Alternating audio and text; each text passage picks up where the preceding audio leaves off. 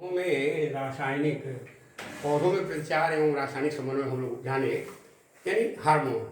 तो वनस्पति हार्मोन की बात हम लोगों ने किया। अब पढ़ेंगे जंतुओं में रासायनिक समन्वय, जंतुओं में प्रतिचार एवं रासायनिक समन्वय hormone, chemical response and chemical coordination in animals, response and chemical coordination in animals hormone. जंतुओं की क्रिया पौधों से काफ़ी जटिल होती है जंतुओं के शरीर में। तो जंतुओं में विभिन्न क्रियाओं को करने के लिए दो तरह के तंत्र होते हैं। एक होता है तंत्रिका तंत्र और एक होता है इंडोक्राइन सिस्टम, अंतःस्रावी तंत्र। अंतःस्रावी तंत्र यानी हार्मोन निकलते हैं अंतःस्रावी ग्रंथियों से। ये रासायनिक समन्वय और रासायनिक कंट्रोल, नियंत्रण हार्मोन के द्वारा होता है। और तंत्र के द्वारा भौतिक समन्वय स्थापित होता है। जंतुओं में दो तरह का रिस्पॉन्स होगा, प्रतिचार होगा और दो तरह का समन्वय होगा। तो यहाँ पर अभी हम लोग पढ़ेंगे पहला, जंतुओं में प्रतिचार, अनुक्रिया एवं रासायनिक समन्वय। रासायनिक पदार्थ है हार्मोन। हार्मोन अंतःस्रावी ग्रंथियों, एंडोक्राइन ग्लैंड्स हैं बहुत सारी शरीर में, मानव शरीर में अंतःस्रावी हैं, बहिःस्रावी हैं, मिश्रित ग्रंथियां हैं।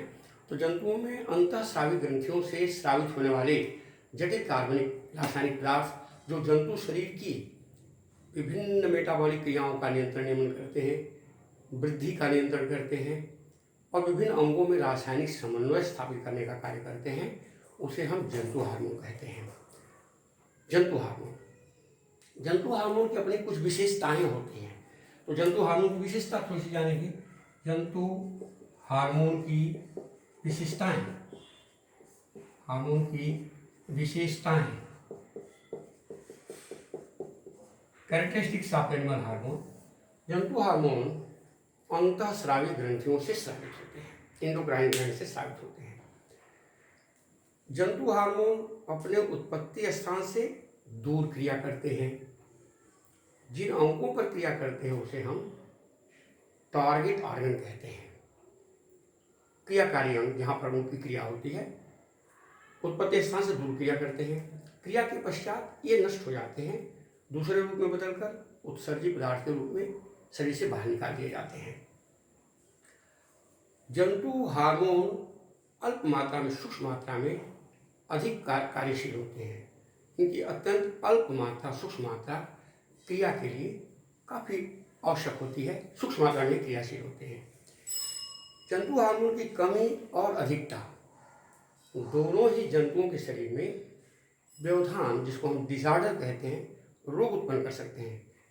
किसी हार्मोन की कमी, किसी की अधिकता नॉर्मल है, सामान्य अवस्था में है तो ठीक ठीक क्रिया को कराएंगे। अगर कमी या अधिकता हो गई तो क्रिया के में बहुत सा व्यवधान या डिसऑर्डर उत्पन्न कर देते हैं। इनकी प्रकृति होती है, ये protein, amino acid, peptide, steroid इत्यादि, पॉलीपेप्टाइड्स इत्यादि प्रकृति के होते हैं। इनका नेचर होता है, कुछ प्रोटीन प्रकृति के होते हैं, कुछ अमीनो एसिड प्रकृति के होते हैं, कुछ स्टेरॉइड प्रकृति के होते हैं, कुछ पॉलीपेप्टाइड्स प्रकृति के होते हैं। बहुत तरह की इनका नेचर होता है। एक हार्मोन जंतु हार्मोन जो होता है, प्रमोटर और इनहिबिटर, प्रमोटर और इनहिबिटर, यानी जंतु हार्मोन एक जगह पर क्रियाओं को गतिशीलता देता है, प्रमोट करता है, और कहीं एक जगह दूसरे स्थान पर इनहिबिटर यानी प्रतिरोधक का भी काम करता है। इस प्रकार जंतु हार्मोन की मुख्य विशेषताएं हैं। अब जंतु हार्मोन मुख्य रूप से अंतःस्रावी ग्रंथियों से निकलते हैं। जंतु हार्मोन के कार्य में देखेंगे कि इनकी एक फीडबैक क्रिया होती है, पुनर्निवेश कंट्रोल इनका होता है, पुनर्निवेश नियंत्रण, फीडबैक कंट्रोल। फीडबैक का मतलब क्या होता है कि कुछ जंतु हार्मोन दूसरे एक किसी ग्रंथि से उत्पन्न होकर के दूसरे के कार्यों का नियंत्रण करते हैं। जैसे आगे हम पढ़ेंगे कि पिट्यूटरी ग्रंथि से एक हार्मोन निकलता है TSH, thyroid stimulating hormone, thyroid उत्प्रेरक हार्मोन। ये निकलता है पिट्यूटरी ग्रंथि से जो ब्रेन में है। लेकिन वह हार्मोन थायराइड ग्रंथि जो गले में स्थित है, उस ग्रंथि के कार्यों का नियंत्रण और नियमन करता है। इसको कहते हैं फीडबैक। जब एक ग्रंथि से स्रावित हार्मोन शरीर में स्थित किसी अन्य ग्रंथि के कार्यों का नियंत्रण, नियमन, रेगुलेशन करता है, उसको हम फीडबैक, पुनर्निवेश, नियंत्रण, कंट्रोल कहते हैं। अब जंतु हार्मोन में हम देखेंगे कि मानव शरीर में अंतःस्रावी ग्रंथि की बात करेंगे। थोड़ा सा यहाँ पर वनस्पति हार्मोन की बात हम पढ़े तो जंतु हार्मोन और वनस्पति हार्मोन की तुलना भी हमको करनी है। यहाँ प्लांट हार्मोन, एनिमल हार्मोन। वनस्पति हार्मोन पढ़ाते समय हमने बताया था कि वनस्पति हार्मोन अपने उत्पत्ति स्थान के आसपास ही कार्य करते हैं, जबकि जंतु हार्मोन प्रायः अपने उत्पत्ति स्थान से दूर कार्य करते हैं। इनको स्टिमुलेटिंग माने स्टिमुलेट करना, उत्तेजित करना, दूसरी जगह जाकर के कार्य करते हैं। जंतु हार्मोन सीधे अंतःस्रावी ग्रंथियों से निकलते हैं और रक्त में मिल जाते हैं, इसलिए इनका परिवहन रक्त के माध्यम से होगा। वनस्पति हार्मोन पौधे के जड़ और तने के सिरे से, अंकुरित बीजों से, नई पत्तियों से इनका स्राव होता है। जंतु हार्मोन की क्रियाशीलता वनस्पति की अपेक्षा थोड़ी तीव्र गति से होती है। वनस्पति हार्मोन जंतु हार्मोन की अपेक्षा मंद गति से क्रियाशील होते हैं। हार्मोन दोनों ही क्रिया के पश्चात नष्ट हो जाते हैं। सही पदार्थ के रूप में जंतु हार्मोन को बाहर निकाल दिया जाता है। जंतु हार्मोन की उत्पत्ति अंतःस्रावी, पौधों की कोई ग्रंथि है नहीं, अंतःस्रावी ग्रंथियों से होता है और इनकी उत्पत्ति जो है पौधों के कुछ कोशिकाओं से, विशेष करके प्रविभाज्य ऊतकों से, इन अवस्थाओं से वनस्पतियों के हार्मोन निकलते रहते हैं। दोनों की कंपेरिजन करेंगे। आगे हम लोग जब तंत्रिका तंत्र पढ़ेंगे तो हार्मोन और तंत्रिका तंत्र की भी कंपेरिजन करेंगे। कंपेरिजन यहाँ बचे तुलना विशेष करके। अब यहाँ पर मानव शरीर में स्थित है, मानव शरीर में स्थित अंतःस्रावी ग्रंथियां, अंतःस्रावी ग्रंथियां। अब अंतःस्रावी ग्रंथियों की बात यहाँ थोड़ा सा समझ लेना। इंडोक्राइन ग्लैंड का मतलब क्या है? वे ग्रंथियां जिनमें नलिकाएं नहीं पाई जाती, किसी प्रकार की कोई नली नहीं होती है, जो अपने स्राव को रक्त में मिला देते हैं, सीधे उनका स्राव रक्त में मिल जाता है और रक्त के माध्यम से अपने उत्पत्ति स्थान से दूर जाकर क्रिया करते हैं। बिना नलिका के होते हैं, इसलिए इनको नलिका विहीन ग्रंथियां भी कहते हैं। इंडो माने अंतः, क्राइन माने क्रियास माने सिक्रीशन, स्राव। अंतःस्राव, इनका स्राव अंदर की तरफ होता है, भीतर की तरफ होता है। जैसे पिट्यूटरी ग्रंथि, थायराइड ग्रंथि, अधिवृक्क या एड्रीनल ग्रंथि, इस तरह से ग्रंथियां हम पढ़ेंगे। अंतःस्रावी ग्रंथियां होती हैं जो अपना स्राव अंदर की तरफ निकालती हैं। अब बात आई बहिस्रावी ग्रंथियां, जिसको हम एक्सोक्राइन ग्लैंड कहते हैं। एक्सो माने एक्सटर्नल, बाहर, जिनका स्राव बाहर की तरफ होता है उसको हम बहिस्रावी ग्रंथि कहते हैं। इनमें नली पाई जाती है और नली के माध्यम से अपने स्राव को दूर स्थान पर पहुंचा देते हैं, नली के माध्यम से। जैसे पसीना की ग्रंथि, पसीना निकल रहा है, कि बहिस्रावी ग्रंथि, स्वेट ग्लैंड। जैसे लार की ग्रंथि, सैल्यूरी ग्लैंड, जिससे सलाइवा निकल रहा है।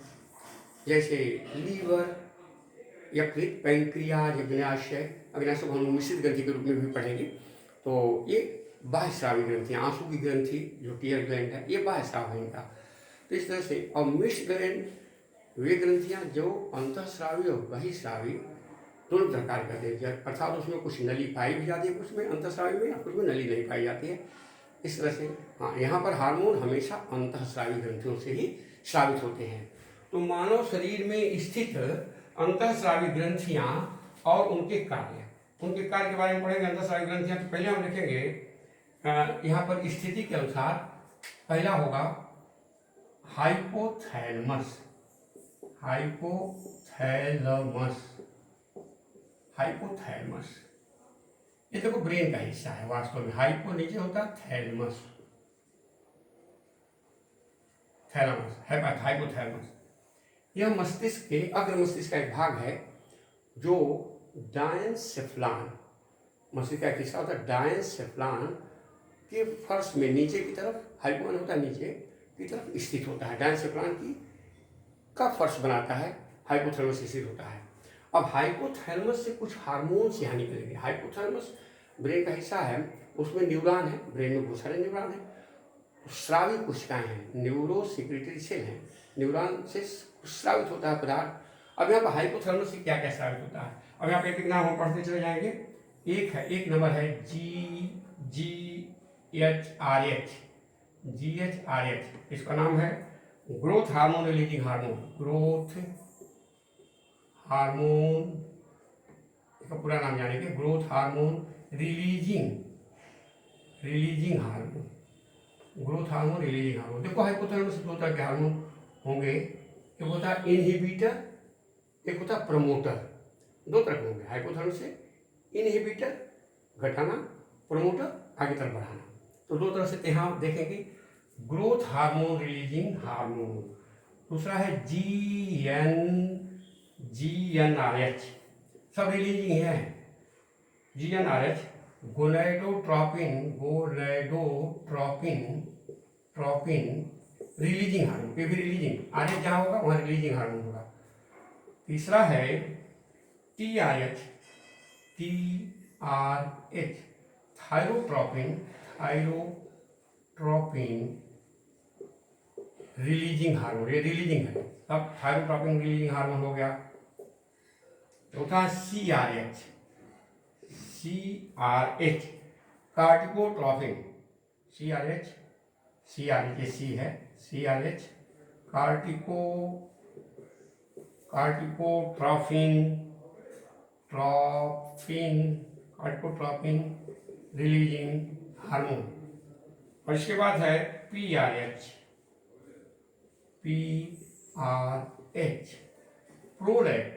Prolactin releasing hormone. अब यहाँ देखेंगे GRH ग्रोथ रिलीजिंग हार्मोन, ये GH ग्रोथ हार्मोन का स्राव करेगा। यहाँ एक एक का नाम जानेंगे, ग्रोथ हार्मोन का स्राव करेगा। ये गोनाडोट्रोपिक माने GTH हार्मोन के स्राव, GTH हार्मोन के स्राव को ये उत्तेजित करेगा। ये TSH का स्राव कराएगा, TSH अभी आगे हम बताएंगे। ये CRH जो है ACTH का स्राव कराएगा, और ये प्रोलैक्टिन हार्मोन का स्राव कराएगा। इसको हम प्रोलैक्टिन के बारे में इसको पढ़ाएंगे आगे भी हम। अब देखो यहाँ पर GHRH growth hormone releasing hormone, pituitary ग्रंथि ब्रेन में स्थित है। हाइपोथैलेमस ब्रेन का एक हिस्सा, मस्तिष्क का हिस्सा है। हाइपोथैलेमस डायन्सेफलान जो मस्तिष्क का पश्च भाग होता है, अग्र मस्तिष्क का पश्च भाग डायन्सेफलान होता है। डायन्सेफलान के नीचे के फर्श पर हाइपोथैलेमस होता है। हाइपोथैलेमस से ही जुड़ी हुई पिट्यूटरी ग्रंथि पाई जाती है, जिसके बारे में भी तुरंत हम बताएंगे। पिट्यूटरी ग्रंथि जिसको मास्टर ग्रंथि कहते हैं, हाइपोथैलेमस से ही जुड़ी हुई स्थित होती है, ब्रिंक स्टाक के द्वारा जुड़ी रहती है। तो हाइपोथैलेमस की न्यूरॉन्स जो हैं उनमें स्रावी कोशिकाएं होती हैं, सेक्रेटरी सेल्स हैं न्यूरॉन की। उन सेक्रेटरी सेल्स स्रावी कोशिकाओं से ये 5 प्रकार के हार्मोन की बातें हम लोग निकलते हैं। ये हाइपोथैलेमस है। ये ग्रोथ रिलीज माने पिट्यूटरी ग्रंथि से ग्रोथ हार्मोन को निकालने के लिए, रिलीज करने के लिए ये हार्मोन काम करेगा। ग्रोथ हार्मोन रिलीजिंग हार्मोन की बात आएगी। फिर इसके बाद आता है gonadotropin hormone, GTH hormone pituitary ग्रंथि से निकलेगा। उस GTH हार्मोन को निकालने के लिए GnRH काम करेगा। थायराइड स्टिमुलेटिंग हार्मोन TRH जो है थायरोट्रोपिन हार्मोन जो थायराइड स्टिमुलेटिंग हार्मोन को निकालेगा, थायराइड ग्रंथि से क्रिया करेगा। तो CRH इस प्रकार। अब यहाँ पर देखेंगे, इस पर अगर हम समझना चाहें तो जैसे हमने बताया हार्मोन का फीडबैक, जैसे TSH थायराइड स्टिमुलेटिंग हार्मोन है, लेकिन इसको निकालने के लिए जरूरी है TRH की जरूरत पड़ती है। TRH कहाँ से निकला? हाइपोथैलेमस की न्यूरॉन सेक्रेटरी कोशिका से निकल रहा है। जब ये निकलता है तो पिट्यूटरी ग्रंथि की बात हम करेंगे। पिट्यूटरी ग्रंथि के अग्रभाग से हमको हार्मोन्स बहुत सारे पढ़ने हैं। पिट्यूटरी ग्रंथि के अग्रभाग से स्रावित हार्मोन की बात करेंगे। इतना नाम पहले याद कर लीजिए, इसको फिर आगे हम बताने जा रहे हैं कि मानव शरीर में अंतःस्रावी ग्रंथि, ये हाइपोथैलेमस में भी न्यूरो सेक्रेटरी सेल्स हैं जो हार्मोन की रिलीज करती है। अब देखो यहाँ पर अब पिट्यूटरी ग्रंथि, पहली ग्रंथि हम पढ़ेंगे, पिट्यूटरी ग्रंथि, pituitary gland, pituitary gland, pituitary ग्रंथि। पिट्यूटरी ग्रंथि पोजीशन, स्थिति है, पहले जानेंगे। हर ग्रंथि की जितनी अंतःस्रावी ग्रंथियां हैं मानव शरीर में, उसकी पोजीशन के बारे में जरूर जानेंगे। स्थिति कहाँ पर स्थित होती है, तो इसके बाद थोड़ा सा पिट्यूटरी की बात हम आगे बताएंगे। तो कहाँ पर स्थित होते, ब्रेन में पाए जाते थे, इसको अभी तुरंत बताएंगे।